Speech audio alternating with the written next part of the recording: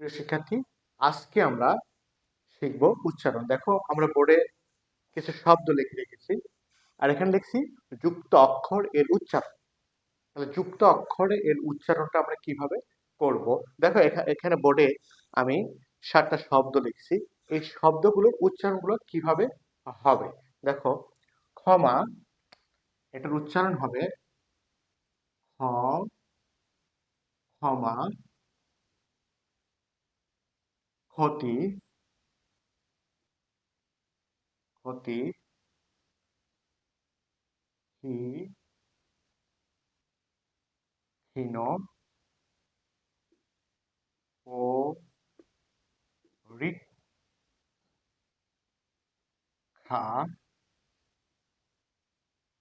সাক্ষী,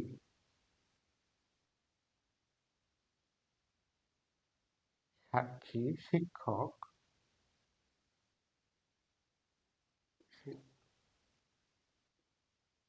শিক্ষক।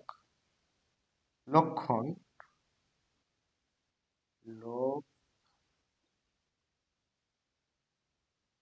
লক্ষণ। আমরা উচ্চারণগুলো লিখলাম। দেখো, ক্ষমা, খ দিয়ে শুরু হয়েছে উচ্চারণটা, ক্ষমা।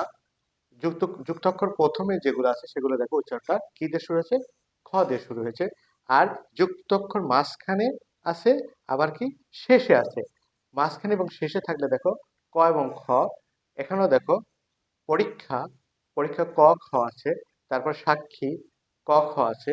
তারপরে শিক্ষক, ক খ আছে। তারপরে লক্ষণ, ক খ আছে। দেখো, এখানে দুটো সূত্র দেখো, আমি লিখে দিই, তোমরা লিখে নাও। 1 নাম্বার,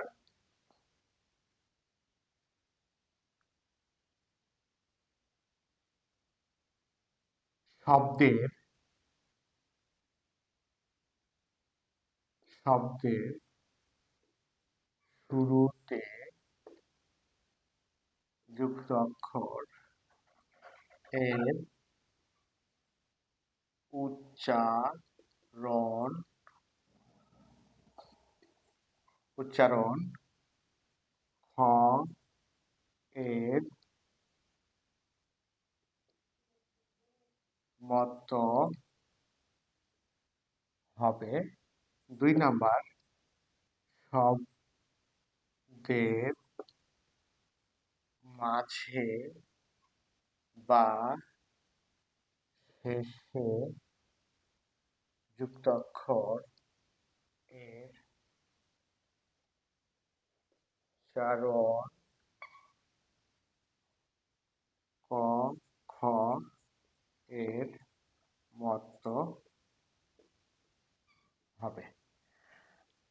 তাহলে কি, আমি এখানে দুটো সূত্র রেখেছি। কি, শব্দের শুরুতে যদি যুক্তাক্ষর থাকে তাহলে এর উচ্চারণ খ এর মতো হবে, খ দিয়ে উচ্চারণ করতে হবে। এবং শব্দের মাঝে বা শেষে যদি যুক্তাক্ষর থাকে তাহলে এর উচ্চারণ ক খ দিয়ে উচ্চারণ হবে, ক এবং খ দিয়ে উচ্চারণ হবে।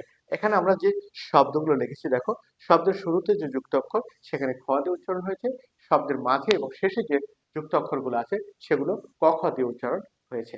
তাহলে যুক্ত অক্ষর, যুক্ত অক্ষরের উচ্চারণ আমাদের আর কোনো সমস্যা আছে? ওকে, শোনো, আমরা পরবর্তী ক্লাসে আর যে আর যে বর্ণগুলো আছে যেগুলো উচ্চারণ আমাদের কঠিন হয়, আসলে বাংলা ভাষার সৌন্দর্য ছড়াতে গেলে আমাদের উচ্চারণটা আসলে সঠিক করতে হবে। সে উচ্চারণ সঠিক করার জন্য যে নিয়মগুলো আছে, সে নিয়ম আমি খুব শর্টকাটে সেই নিয়মগুলো তোমাদেরকে শিখিয়ে দেবো। তোমরা সেই নিয়ম ফলো করলে বা অনুসরণ করলে তোমরা খুব সুন্দরভাবে উচ্চারণগুলো সঠিক করতে পারবে এবং বাংলা ভাষার সৌন্দর্যটা তোমরা ছড়িয়ে দিতে পারবে। তাহলে আজকের মতো এখানেই, আমরা পরবর্তী ক্লাসে অন্য একটা টপিকস নিয়ে আলোচনা করব। সবাই ভালো থাকে। আল্লাহ হাফেজ।